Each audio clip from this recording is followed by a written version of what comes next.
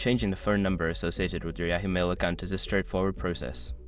Follow these steps to update your information quickly. Step 1. Sign into Yahoo Mail. Go to the Yahoo Mail website and enter your email address and password to log into your account. Step 2. Access account security. Once logged in, click on your profile name or icon in the upper right corner.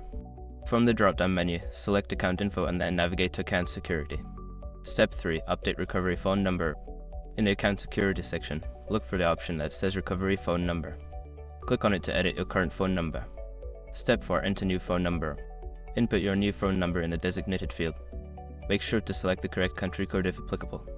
Step 5. Verify the new number. Yahoo will send a verification code to your new phone number. Check your messages for the code, enter it in the provided field, and confirm the change. After completing these steps, your phone number will be updated in your Yahoo Mail account. Regularly check your account settings to ensure all information is current.